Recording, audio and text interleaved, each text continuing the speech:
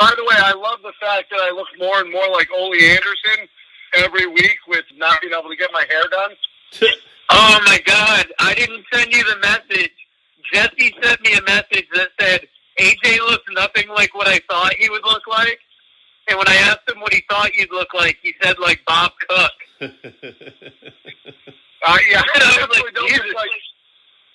I definitely don't look like Bob Cook. No, you look like an Anderson stepson right now. Exactly. I look like a crossbreed. Thank God you look like Ole Anderson, said no one ever. I don't think we can say crossbreed on this show. Nah, baby. We're moved on. We're a civilized podcast now. No way. You're going to have that on bootleg shirts like you're selling it outside of a Boys concert? A lot of times we ask people for audio drops on the show. Just something like, this is Danny Maff. You're listening to the Working Fans Podcast.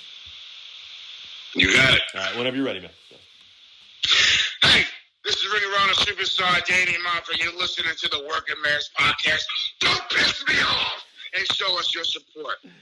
Oh, Dave, that was great, but it's actually the Working Fans, F-A-N-S. The Working Fans. All right. Yeah, fucking, that was great. Otherwise, you hit me one more time. That was fucking awesome, man. Thank you so much. My producer would kill me if I didn't ask you again, so I was like, I'm gonna fucking ask, but thank you so much, man. Get your head to the pillow at the end of the night. That's all that matters. Just get your head to the pillow. No matter how bad you're feeling, no matter how bad you think you're doing, if you put your head on that pillow, you got a fighting shot at tomorrow. Working Fans Podcast. Cool. Yep. All right, here we go. Coming down 3, 2.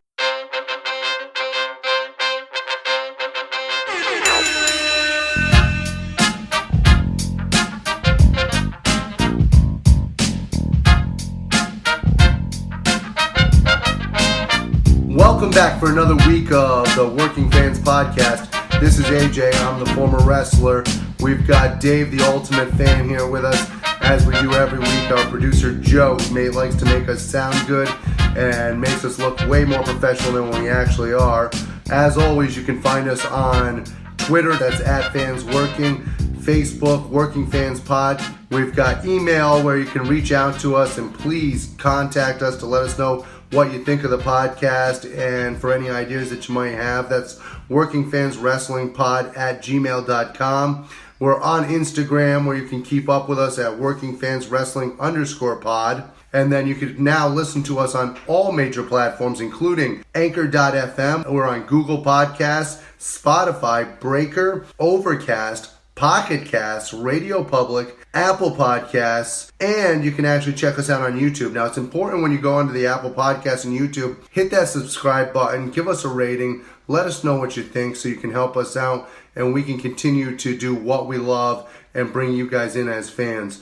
All right, everybody, it's your boy, the man they call Dave, with producer Joe, and we're going to kick off our discussion this week. I want to talk about something the NWA produced, Carnyland. Now, Joe, you did not see this yet, correct? I did not yet. How was it? I enjoyed it. Now, to be fair, I want to mention to people, I think I've said it on plenty of episodes, but I'm just not really enjoying empty arena wrestling. So I love different content. For me right now, the Undertaker Last Ride series has been good. I actually, for AEW, I enjoy their Road 2 series and stuff like that. That's the stuff I've been liking. So, that being said, this was kind of like a variety show. We had a segment where Tim Storm gives us a history lesson on Benjamin Franklin and talks about how Benjamin Franklin had a book. I think it was called Proud to be Flatulent. Basically about farts. It's just, there's little weird things in here. Great story where Nick Aldis basically talks about going to a town to do a booking. I think it was Bristol, Tennessee. And this promoter, for the sake of the story, we called Carney Chris. I told him, yeah, I'll pay for your transportation and book the hotel. No worries, brother. And basically, he sent a screenshot of the confirmation. And then Nick goes to go in the hotel, and he calls this woman Doris. And Doris is like, we don't have anything for you yet. And he goes, oh, Carney Chris was supposed to book it for me as a confirmation. And she goes, oh, I know Carney Chris. It must be kind of slow. Don't worry about it. And she books him anyway instead of putting a card on the room. Well, Aldous does the show. He goes to leave. He leaves a little early. He gets a phone call from, he said it, an irate Indian man at the hotel. And he wants to know why he hasn't paid. And then he says, well, Carney Chris said that he took care of it. Well, long story short, what happened was this guy basically did all the information of where the confirmation page would come up. And then he screenshotted it. And then rather than hit confirm, he cropped out the part where you had to hit confirm and just sent that to Aldous. Oh, nice. Yeah. So he worked it. Yeah, so you hear piece of shit stories like that, and there's a lot of stuff, but ultimately, too, what I like at the end of it, and I'll give you a little spoiler here, Joe, you'll like this. They have stuff coming out next week, basically for every day. Let's see here. I think I had it written down somewhere. Yes. Monday, it's What's Causing Aldous, where it's basically Nick Aldis and I think Crimson and Thomas Latimer are going to be on the first episode talking about past gimmicks they had that failed. Tuesday will be Carneyland. Wednesday will be Inside the NWA. Thursday will be the Eli Drake Show. And Friday will be NWA Girl Power. So a lot of content coming from NWA. I'm ready for that Eli Drake show. Man, I kind of want to see, like, I don't know. I'm a mark for stupid things sometimes, like the news show, like Inside the NWA. Like, I want to see stuff. I'm just so happy that the NWA is giving us something right now, and it's not empty arena shows. And, you know, when we get to the point where we can have fans, I'm so excited. There's also a great promo at the beginning of this where Kofi Kingston, what an asshole. Eddie Kingston talks about the passion he has, and we can't wait to be back in front of the fans. And he talks about legacy. Just Eddie Kingston is the ultimate promo. He's a guy that I was surprised that showed up on NWA, but I'm almost the happiest that he's there because he stands out so much. Yeah, he absolutely does. I'm such a fan of his. Like, when he turns it on and he just cuts an off-the-cuff promo, like, he's one of the best. I wish he had a bigger name overall in the industry. But, yeah, he's great. He's just super. So, let's see. Did you catch the latest Dark Side of the Ring episode last night? I caught it this morning, and I thought it was amazing. Man, I gotta tell you, I watched this, and I felt sad and angry. And a peek behind the curtain here, and I'm not knocking this guy if he doesn't make our show, and I don't usually talk about this, but it lends into last night's episode. I got a message from Psycho Sid, and we're talking about getting him on the show. So I got very happy for a minute because I was super excited about that. And then as I went back to watching the show, it did not take long before I was super sad again. I mean, this thing was an emotional roller coaster for me. It was absolutely just horrible having to like relive some of this. Owen was, even as a heel, was just such a likable guy to me. I love this guy. 100%. What stood out for you on the show? I think most that Owen married the right lady. Oh God, that's so true. I thought God, like after she died, she just wasn't going to accept the answer. Yeah. She had to go to the point where he died. Yeah. And had to get her children, and is like, you got to look at this shit too. Right. That all those themes fucked up, but when you see like just the character she has and how her children come across, she's an amazing parent and just an amazing person. Yeah. So well spoken, his son too. Something that stuck out for me was seeing Jim Cornette cry. When Jim Cornette cries, to me that says like, wow, like that's when you know like how true. D'Lo Brown looked like just like it was just devastating for him to relive that day. I just think it speaks volumes what kind of person Owen must have been for this to be so hard for these people that were there that night. I don't know if I'd call it lucky enough, but I've seen Jim Cornette cry one time before. Yeah. And it was a WrestleMania weekend right after Jim Ross's wife had died. Oh. Me and Scott went down to Orlando, and we bought tickets to the Jim Ross show. And Bruce Pritchard and Jim Cornette were two of his guests. And they both cried on stage, and it was powerful, but it's also tough to see when Cornette, almost the ultimate heel, not according to our 531, Spoiler. But to watch him cry, like, that's a different level of emotion than you've ever seen from him. I was talking to AJ, and he might have a video on YouTube by the time this comes out about it. And, like, for years we wanted Owen Hart to be in the Hall of Fame. But, like, watching this and kind of begun to realize, and listening to Martha on Jericho's podcast as well, that, you know, at the end of the day, this family lost a husband and a father. And if they don't want him there, and, you know, like, and here's the thing, too. I don't think for a second Vince wanted Owen dead. I don't think Vince wanted just to save money. But Owen did die on his watch, and it was carelessness. And these people lost a husband and a father because of what happened tonight. So if they don't want him in their Hall of Fame and be associated with that company, we should respect their wishes. Oh, 100%. It's one of those things, almost like when a band breaks up, that you want them to get back together, but then you hear their differences, and you're like, nah, dude, I just want you to be happy. And especially for her, when you see the negligence on the part of the company that's putting him up to this stunt, you got to kind of agree with her. Yeah, no, there was something happened that day that was carelessness. You know what's interesting to me is, like, this is what I think, you know, like, there was a part where she had mentioned, or someone had mentioned, that they didn't like the way the previous drops had happened. They thought they were kind of clunky, so they wanted to change it up to make it smoother, which, you know, so Vince is a perfectionist. We've all seen that. And he probably didn't like the way it looked, which is so stupid to me because part of the charm of that character was he was a parody of Sting. It was supposed to be clumsy, supposed to be stupid looking. And, you know, at the end of the day, you know, they've seen Sting do this. They've done it a few times. Vince McMahon himself had used a harness a few times. But clearly, for whatever reason, they got relaxed that day. They went with this new company. And, man, the right steps were not followed through. And at the end of the day, these people lost, like I said before, their husband, their father, and that can't be. So, they don't want them in the Hall of Fame, then fuck the Hall of Fame, because I think that's more important. Exactly. Are we good for the week, man? Well, one more thing. You know, on another sad note, Shad Gaspard, who used to be in Crime Time, he passed away, unfortunately, around the time we're recording this. He got stuck out in the ocean with a current, and the Coast Guard was sent, and he was with his son.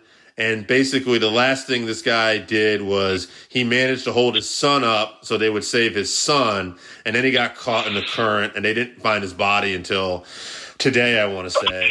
So around 48 hours later, possibly, I want to say. At the end of the day, man, like, you don't know what you're going to do in situations like that. Everybody wants to know and wants to think they're going to do the right thing. But this guy did. He saved his son. He did everything he could, and he sacrificed his own life for his son. And I think that's something more important than ever being a wrestler or whatever your job does. This guy obviously was a stand-up human being, and I just kind of wanted to mention it on the pod. That's all. And I think it's sad because I don't think the WWE will necessarily give it the recognition that it needs, given that he sacrificed his life for his son. Yeah, we'll have to see. You know, we don't know yet. Maybe we'll find that out. We're taping now, so maybe NXT or SmackDown will find out. I listened to Meltzer. It was kind of hard for them to comment on it at the time. They hadn't mentioned it on Twitter and stuff like that, but obviously at the time the body was still missing. So I don't think you can, you know, say something like, you know, we're sorry about his passing, you know, because then if he hasn't passed, it's not a good look. You shouldn't do that. So. Yeah, I mean, you know the old Alice in Chains lyric, you don't want to plan the funeral before the body dies. Right. You know, the old cut that you're familiar with. Yeah. But yeah. I hate to cut this short, but my brother's got to take a shit, and I got to let him into his house. So, yeah, all right. Guys, thank you for joining us this week, and I hope beyond my brother doesn't shit his pants in the driveway. Hey! This is Danny Maff, Ring of Honor Superstar. You're listening to the Working Fans Podcast. Don't piss me off and keep listening. All right, everybody, it's the Working Fans Podcast with your boy Dave. And today we got a special guest, a guy who debuted back in 1999. He's worked with companies such as Jersey All Pro Wrestling, Ring of Honor. He was even in the NWA TV title tournament earlier this year. This guy is one of the hardest hitters you will find in professional wrestling. The Boricua Beast, Danny Maff. Danny, how are you, sir? I'm doing well. Thank you for having me. I hope I can follow that awesome introduction. I appreciate that, man. We try our best to make everybody feel welcome here. And, one of the first things I wanted to ask about, I was thinking about this today, as a fan growing up of wrestling, I grew up big fan of like the muscle guys, like Hulk Hogan and the Flyers, Jimmy Snuka. That was kind of my era as a kid. And then as I grew up, I really liked guys like Bret Hart, Ric Flair, Terry Funk, technical guys. And then, I started developing more appreciation for different storylines as I got older, like Austin, Vince. What was your fandom like growing up as a kid into a teenager, and then, when you broke into the business? Like, what is stuff that you used to like to watch and stuff you like to watch now? Basically, I loved watching anything Puerto Rico. Anything Puerto Rico, anything vintage NWA, Florida Championship Wrestling. That was, I think, where I first fell in love with wrestling. And, then being around other talents, because of my father and his line of work, he was a referee. So, then later on, I kind of fell into the era of like superstar Billy Graham, Dusty Rhodes, early Hulk Hogan, heel Sergeant Slaughter, Don Morocco, stuff like that. But I was always a fan, basically, of the heel. I was just so captivated with the heel. The only babyface I was probably into as a child was Dusty Rhodes. That was probably it. But I was also a fan of the Horsemen, so whenever, Dusty, was getting beat up by the Horsemen, that was like, that was much CTV. But basically, my fandom era, I guess it would have to be like Superstar, Billy Graham, like I said, the later Bob Backlund title run. I always cheered against Bob Backlund. I was probably the only person on my block. I think I might have gotten into a fight with a kid named PJ Ryan on my block because I was actually happy that the Iron Sheik beat him in Madison Square Garden. Yeah, so I was probably, I was definitely the only guy cheering for the Iron Sheik when that happened. I also cheered when, I think it was when Ray Stevens gave Jimmy Snuka the pile driver on the concrete. I was the only guy cheering for Ray Stevens. I was the only guy cheering for the Iron Sheik when the Iron Sheik and Sergeant Slaughter, got into that thing when they were walking down the aisle together and neither one of them moved, and then the Iron Sheik stepped on his back and crushed him. I was the only guy cheering for the Iron Sheik. I was probably the only guy cheering for Kiki Starr in Puerto Rico. To when he would bust up Carlos and really beat up on Carlos. So basically, I was just a fan of anything that was stirring up trouble and raising hell. It's interesting. You said, I wasn't even going to ask you this. I wasn't even thinking about this, but you said, being a fan of like Puerto Rican wrestling. So a little background. I don't even know if I say this on the show. I'm like one of the whitest kids you'll ever meet, but my mom is Puerto Rican. And so my father was in the military. They met in somewhere when he was stationed in Puerto Rico. And early as a kid, I can tell you, part of my fandom was how passionate my mom was, whether it was boxing or pro wrestling, where like my dad would have to like sometimes like shut the TV off, like, okay, Lucy, you're getting a little out of hand here. Like she was insane for whatever was going on the TV. So I was just going to say, have you wrestled in Puerto Rico ever? Because I've always heard that it was like the craziest, just passionate fan base down there. Well, probably the happiest times of my life in a ring, like just crowd-wise, was probably in Puerto Rico. It's amazing. From 2001 to about 2004, I was a part of IWA Puerto Rico, run by by Victor Quinones and Savio Vega. Luke Bushwhacker Luke was our contact, was our agent, our liaison, and I dealt directly with Savio. And whenever Savio bought me, and Savio was just such a fan of everything that I was doing, and he was